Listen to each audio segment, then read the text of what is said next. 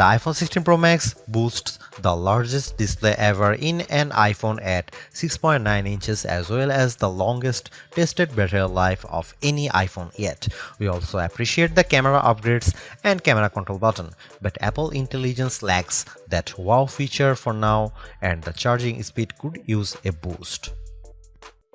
The ginormous 6.9-inch iPhone 16 Pro Max starts at $1,199 with 256 GB of storage and goes on sale September 20. You can upgrade to 512 GB for $200 more and another $200 will get you 1 TB. I have been a Pro Max user for years since the iPhone 11 Pro Max, but after testing the new iPhones, I'm actually torn about the iPhone 16 Pro Max. It has the largest display ever of any iPhone at 6.9 inches. Yes, the thinner bezels help keep the device somewhat compact, but it is still taller, wider and heavier than the iPhone 15 Pro Max, which I thought was the near perfect size and weight for a big screen phone. I have gone from feeling like I cheated the system to feeling slightly cheated.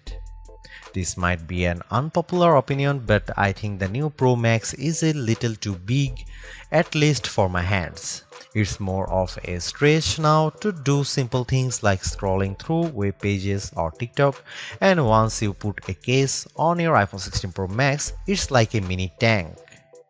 The good news is that the Pro Max is built to be more durable. In addition to having a titanium band, Apple claims that the improved ceramic shield display on this model is 50% tougher than the last generation. We can't drop these units, but on paper it's encouraging. The iPhone 16 Pro Max comes in 4 colors: titanium white, titanium black, natural titanium and desert titanium. Our iPhone 16 Pro came in the natural, which looks fairly modern, but I prefer the desert color as it pops more.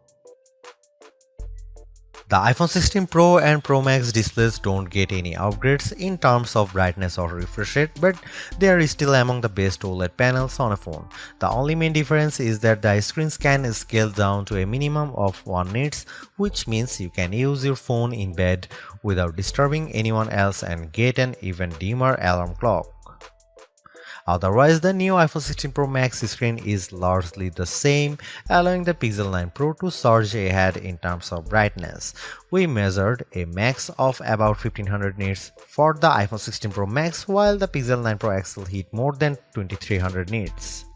Outside in direct sunlight, the iPhone 16 Pro and Pro Max were both dimmer than the Pixel 9 Pro XL, though Google's phone dimmed faster over time in response to the heat. Other than the display size, the biggest design change to the iPhone Pro Max is the addition of the camera control button. This recessed capacitive button on the right side uses haptic to give you feedback and it launches you straight into the camera. No more having to fumble for the on-screen camera shortcut, and you can now use the action button for another shortcut. This thing is pretty easy to use in both portrait and landscape mode. So what can you do with camera control? A lot actually. A quick press snaps a photo and a long press starts recording a video, but I'm not a fan of the fact that the video stops when you take your finger off the button. You can also slide your finger across the button to zoom in and out, which is pretty smooth. Not as smooth is the double soft press, which launches a sub-menu of various options, from tweaking the depth and exposure to toggling between multiple photographic styles. Camera control works well, but applying just the right amount of pressure and remembering what a single press and double press do takes practice.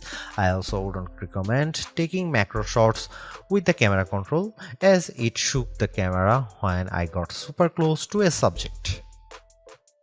The iPhone 16 Pro Max gets a bunch of camera upgrades, starting with a new 48 megapixel fusion camera for the main shooter that's designed to read data faster. The result should be zero shutter lag and faster focus. I took some shots of people passing by on scooters and moving taxis at the same time on the iPhone 16 Pro Max and iPhone 15 Pro Max, and the new iPhone was indeed faster. The results were not necessarily sharper though, as you can see in this side-by-side comparison. Here are some camera samples of iPhone 16 Pro Max.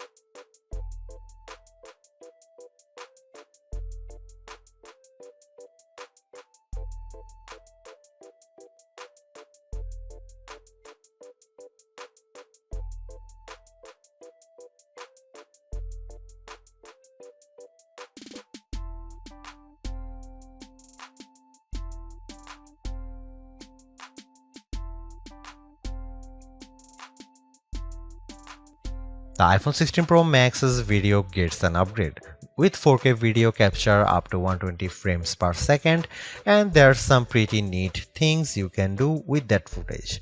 Using the playback speed controls, I could slow down a ping pong match to 50%, 25% or 20%, and the footage still looked sharp.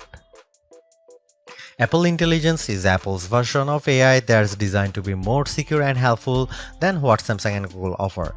But right now, Apple Intelligence is more of a tease since it's in developer beta right now and it won't launch for the rest of us until October.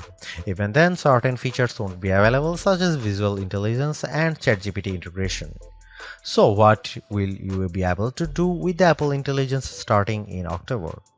It starts with a new Siri. The assistant has been revamped, starting with a redesigned that makes the whole outside of the display glow when summoned.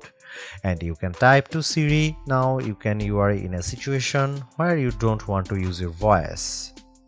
Siri is definitely more forgiving of screws up, as you can correct yourself on the fly and it will still get your command right. I started a timer and changed the time mid-sentence without a problem.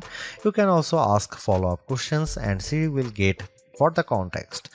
Apple Intelligence also delivers a wide range of writing tools. You can have the iPhone 16 Pro proofread your copy for grammar and word choice, or get help rewriting if you want to go for, say, a more professional tone. For example, I put together a mock email demanding a raise and I got something back that is much more appropriate. You can also have Apple Intelligence summarize long passages of text as I did with a few notes.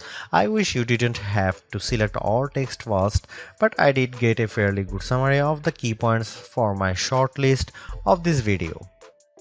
Don't want to look up how-to articles? Siri leverages large language models and Apple support info to give you step-by-step instructions on how to do lots of stuffs on your iPhone, from making screen recordings to scheduling a text. This is a game changer for kids who play the IT person for their parents like me. If you are looking for an Apple Intelligence feature that tugs at the heartstrings, try making a memory movie. Just enter a key phrase as you prompt and specify the mood, and you will see the iPhone 16 Pro Max create a movie out of thin air complete with music. Clean up in the Photos app, a way overdue feature compared to what you will find on the Pixel and Galaxy, but it is still nice to have. You can remove unwanted objects or people in the frame with just a tap. The cleanup feature worked fairly well when I tried to remove a person from a selfie, but you will get the best results if the background isn't too complicated.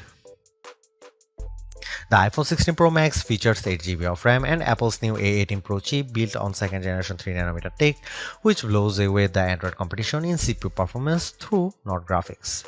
I was sucked in by the Infinity Nikki game, which was in beta during testing. The open world puzzler has console-like visuals, complete with realistic looking rippling water and smooth animation as you use a special floating dress to jump from one platform to another. On Geekbench, which measures overall performance, the new iPhones are nearly 50% faster than the Galaxy S24 Ultra Snapdragon 8 Gen 3 chip on single core and 15% higher on multi-core performance. The latest Tensor G4 Pixel phones aren't in the same league. The iPhone 16 Pro Max was also twice as fast than the S24 Ultra in our video editing testing using Adobe Premiere Rush, where we time how long it takes to transport a 4K clip to 1080p. The new Pro phones also shave off a few seconds versus the iPhone 15 Pro's time. So what about graphics? The iPhone 16 Pro Max packs a 6-core GPU compared to 5 cores for the regular iPhone 16 series, and Apple claims that it's up to 20% faster than the iPhone 15 Pro's A70 chip. On the 3D Mark Solar Bay graphics test, which has support for ray tracing, the iPhone 16 Pro was 22% faster than the iPhone 15 Pro. However, that's still 18% behind the Galaxy S24 Ultra, which also delivered higher frame rates on the test. There is one other performance test we ran to see if Apple's claims of better sustained performance are legit. The iPhone 16 Pro Max features a new internal design with a graphite-clad aluminum substructure that's supposed to result in 20% better sustained performance. Interestingly, the iPhone 16 Pro Max turned in a very strong so-called stability score of 84% on our 3D Mark Wildlife stress test, which is better than the 75% from the iPhone 15 Pro Max, but the iPhone 16 Pro hit only 66%. It hit a higher overall loop score but had bigger drop-off. The Galaxy S24 Ultra's score was even worse at 60.4%. The iPhone 16 Pro Max is indeed an iterative upgrade, and maybe it wouldn't feel that way if Apple Intelligence was available today along with all the promised features. Instead, it's going to trickle out over time, so I would not to be in a rush to upgrade. Having said that, I think that iPhone 16 Pro Max is the best phone money can buy right now if you want the biggest screen and longest battery life.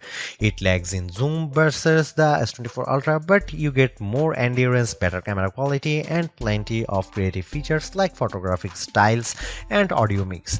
I actually preferred the AI capabilities of the Pixel 9 Pro XL series with its smarter Gemini Live voice assistant and other features like Add Me for photos and Pixel screenshots. But the Pixel's performance and battery life trail the iPhone 16 Pro Max. For me, the iPhone 16 Pro Max retains its title as the best phone, but it's not because of Apple Intelligence.